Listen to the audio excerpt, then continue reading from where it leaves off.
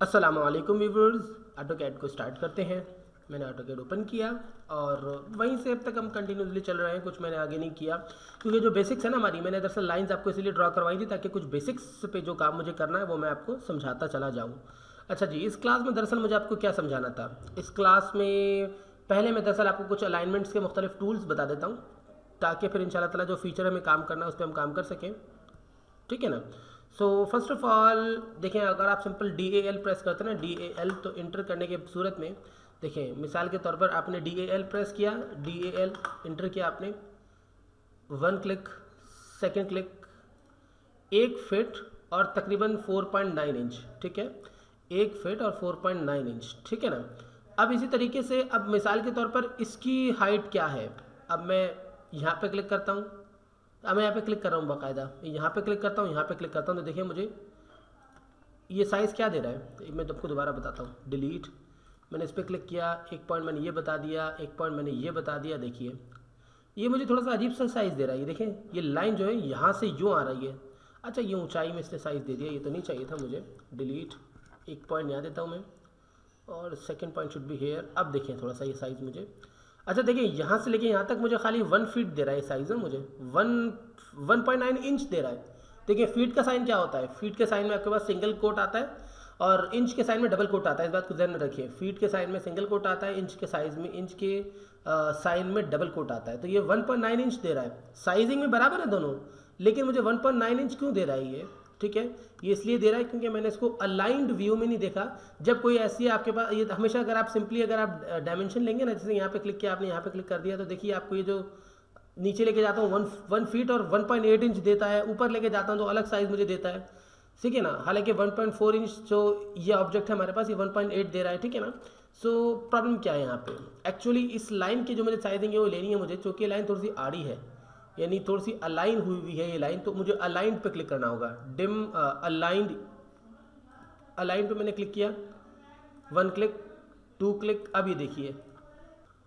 ठीक है ना। अभी आप देख रहे हैं थोड़ा सा ये जो आपके पास साइन आ रहे हैं, अभी देखें थोड़े से क्रॉस में आ रहे हैं, यानी जो शेप आपके ऑब्जेक्ट की है उसी शेप में आ रहे हैं। अब मिसाल के तौर पर मैं L प्रेस करता हूँ और एंटर कर दिया मैंने। L पे क्लिक करने के बाद एक पॉइंट मैंने ये बताया, एक पॉइंट मैंने ये बताया। ठीक है, अब मैंने स्केप कर दिया, अच्छी खासी लंबी लाइन है हालांकि। अब मैं यहीं पे क्लिक करता हूँ, एक क्लिक मैंने यहाँ किया, एक क्लिक मैंने यहाँ किया, स्केप, उसके बाद मैंने दोबारा स्पेस लगा दी, स्पेस से कमांड बैक हो जाती है, लाइन की कमांड दोबारा आ जाती है। एक क्लिक में यहाँ करता हूँ, एक क्लिक में यहाँ कर देता हूँ। देखिए ठीक है, तकरीबन यहाँ से लेके यहाँ तक ये लाइन सबसे बड़ी है, लेकिन देखिए यहाँ से शुरू हो रही है, शुरुआत और अख्ताम दोनों का एक जैसा ही है, लेकिन लाइन ये वाली बड़ी है। देखिए ये यहाँ से शुरू होती है, ये बात दोनों लाइन है, ये ख़त्म यहाँ पे हो रही है, तो एक हिसाब से देखा जाता है ये दोनों बराबर से शुरू और ख़त्म हो रही है ना। अब आप सिंपल वाला जो लीनियर है इस पर आपने यहाँ पे क्लिक किया और यहाँ पे क्लिक किया, तो देखिए 7.6 इंच। अब आप दोबारा इसी पे क्लिक करते हैं, एक क्लिक आप यहाँ करते हैं, एक क्लिक आप यहाँ कर देते हैं, देखिए 9.8 इंच दे रहा है आपको, ये 9.8 इंच दे रहा है, ऊंचाई 9.8 इंच है। यानी कि अगर आप यहाँ पे क्लिक करेंगे ना दोबारा, तो एक क्लिक यहाँ पे करेंगे, एक क्लिक यहाँ पे करेंगे, देखेंगे आपको क्या देगा ये 9.8, यानी इस लाइन के मुताबिक आपको इसने साइज यहाँ पे भी दे दिया। ठीक है ना। लेकिन अगर मैं क्लिक करूँगा ना अलाइंड के ऊपर, तो मैं क्लिक यहाँ पे करूँगा और एक क्लिक में यहाँ पे करूँगा, मुझे अलाइंड वे में मुझे रिजल्ट देगा। और मैं इसको कितना दूर ले जाना चाहूँ ना, लास्ट क्लिक को मैं ले जा सकता हूँ, थर्ड क्लिक को मैंने यहाँ क्लिक कर दिया। देखिए 1 फीट और 0.3 इंच एक्चुअल इसका साइज़ था। ये होती है दरअसल अलाइंड डायमेंशन, अलाइंड में लेने के लिए, अलाइंड में लेने का तरीका है ये। लेकिन अगर देखें मैं DAL प्रेस करता हूँ, DAL और इंटर, एक मिनट सॉरी, DAL मैंने प्रेस करके इंटर कर दिया। अब देखिए मैंने यहाँ पे क्लिक किया और मैंने यहाँ पे क्लिक किया, तो देखिए मुझे सिंपली क्या रिजल्ट मिलता है 9.8। दोबारा मैं DAL प्रेस करता हूँ या स्पेस लगा देता हूँ, 1 क्लिक एंड सेकंड क्लिक, तो ये मुझे 1 इंच और 0.3 इंच देता है, 1 फीट और 0.3 इंच देता है। यानी DAL प्रेस करने के बाद अगर आप किसी अलाइंड ऑब्जेक्ट के ऊपर जाएंगे तो ऑटोमेटिकली वो आपको अलाइंड वे में रिजल्ट देगा।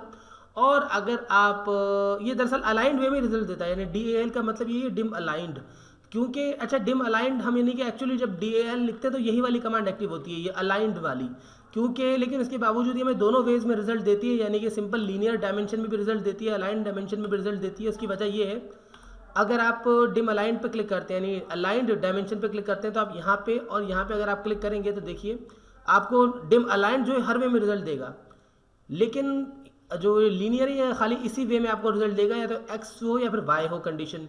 लेकिन अगर आप डिम अलाइन पे क्लिक करेंगे तो ये आपको सेंटर वाली कंडीशन है, जो कोई एंगल दिया गया स्पेसिफिक तो उसकी भी आपको ये वैल्यू निकाल के दे देता है। ठीक है, ये इन दोनों में फ़र्क है। अब तीसरी चीज़ हमारे पास क्या आती है, एंगुलर। ये एंगुलर क्या करता है, एंगुलर मिसाल के तौर पर ये आपको एंगल बना के देता है, एंगल आपको बताता है। जैसे कि मिसाल के तौर पर मैं आपको बताता हूँ, मैंने इसे किया डिलीट, 1 मिनट स्केप, इस लाइन को मैंने कर दिया डिलीट, इसको मैंने कर दिया डिलीट। अब ये जो दरमियान में जो हमने ऑब्जेक्ट बनाया ना, ये मैं एंगुलर पे अगर क्लिक करता हूँ ना, एंगुलर पे, तो मुझे दोनों ऑब्जेक्ट सेलेक्ट करने होंगे। पहले मैंने ये वाला सेलेक्ट किया, अब ये मुझसे कहता है कि सेलेक्ट सेकंड लाइन, मैंने सेकंड लाइन सेलेक्ट की। देखिए उसके बाद देखिए मुझसे कह रहा है थर्ड क्लिक कहीं भी कर दें, उल्टा लेके जाऊँगा तो नेगेटिवली, ठीक है, और यहाँ इस वे में लेके जाऊँगा देखें पॉजिटिवली। ये देखें 53 के एंगल पर ये, अच्छा यहाँ से अगर हम उल्टा लेके जाते हैं तो ये जो है 127 है। लेकिन अगर हम दोबारा मैं क्लिक करता हूँ एंगुलर के ऊपर ही, एक ऑब्जेक्ट ये सेलेक्ट किया, ये सेलेक्ट किया मैंने, पॉजिटिवली लेके जाता हूँ, देखिए 53 रिजल्ट हमारे पास आता है।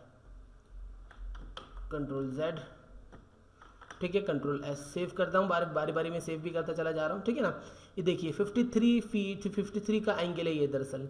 अब एंगल्स कैसे होते हैं ये भी इंशाल्लाह ताला तफसीलन काम करेंगे। मैं वैसे ही एक लाइन पे क्लिक करता हूँ, मैंने एक इधर क्लिक किया और मैंने सीधा इधर क्लिक कर दिया और एक मैंने इधर क्लिक कर दिया। अब मैं देखना चाहूँगा कि इनका एंगल क्या है, इनका एंगल क्या है, तो बल्कि इसी क्लास में मैं आपको तफसीलन समझाता हूँ एंगल के हवाले से ना। हर ऑब्जेक्ट का एक एंगल होता है जो बिल्कुल स्ट्रेट होता है ना, एक्स और वाई इस शेप में जो होते हैं, बिल्कुल प्लस माइनस प्लस वाली शेप में जो होते हैं, ये जो एंगल कहलाते हैं स्ट्रेट वे में, ये 90 का एंगल होता है। ठीक है ना, एंगल दरअसल दो ऑब्जेक्ट के दरमियान जो फासला होता है ना, जो जिस एंगल पे टर्न हो रहा होता है उसे एंगल कहते हैं। जैसे कि इन दोनों लाइंस के दरमियान का एंगल क्या है, कितने, एक तरफ से तो दोनों मिल रही हैं ना, एक तरफ से तो मिलना होता है, एंगल में यही होता है एक तरफ से मिलना होता है, लेकिन जो मुड़ रही हैं वो कितने, उनका एंगल क्या है, तो इसको डी के हिसाब से नापा जाता है। आपने लिखा, आपने दोबारा क्लिक किया एंगल के ऊपर और आपने एक यहाँ पे क्लिक कर दिया, एक यहाँ पे क्लिक कर दिया, ये देखिए आपको बता रहा है 31 का एंगल है। और अगर आप उल्टा देखते हैं तो 149, और इस तरफ से 149 है, इस तरफ से 149 है, जबकि यहाँ से जो है ये 31 है, 31 का एंगल है। ठीक है ना, बहुत सिंपल से लॉजिक होती है एंगल्स लेने की। ठीक है ना, जैसे ये भी दो लाइंस मिली हुई हैं, मैं एंगल पे क्लिक करता हूँ और देखें यहाँ पे मैंने क्लिक किया, यहाँ पे मैंने क्लिक किया। अब नीचे से अगर मैं लेता हूँ तो 138, ऊपर से देखें ये यहाँ से इस तरफ से 42, इस तरफ से ये जो लाइन है इसका जो एंगल है ये बना हुआ है 42, और ये है ये भी 42, दोनों तरफ से 42 है, ये 138 है और 138। ठीक है, ये एंगल है। एंगल के लिए किसी दूसरी लाइन का सपोर्ट में होना ज़रूरी नहीं है, अगर नहीं भी होती है ना ऑटोमेटिकली, वो आपको खाली बेस बनाने के लिए चाहिए होती है। यानी ऑटोमेटिकली पहली लाइन जो है, जैसे ये वाली लाइन है, मैं इसका एंगल चेंज करता हूँ, देखें ये मैंने इसे पकड़ा और मैं इसे 0 के एंगल पे ले जाता हूँ, बिल्कुल स्ट्रेट जो है वो 0 का एंगल कहलाता है। ये मैंने क्लिक किया, देखिए अब एंगल चेंज हो गया, 157 हो गया।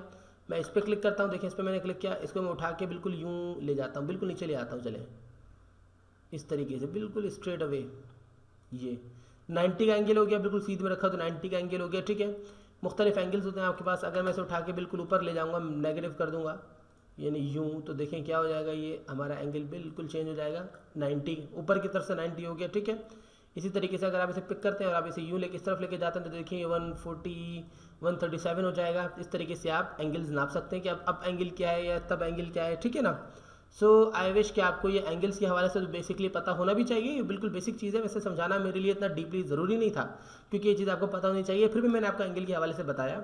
इंशाल्लाह ताला नेक्स्ट क्लास में चूँकि इसकी ज़रूरत थी इसलिए मैंने आपको ये समझाया है, तो अगली क्लास में एंगल्स के ऊपर भी मज़ीद काम करेंगे और बहुत सारी चीज़ें हैं।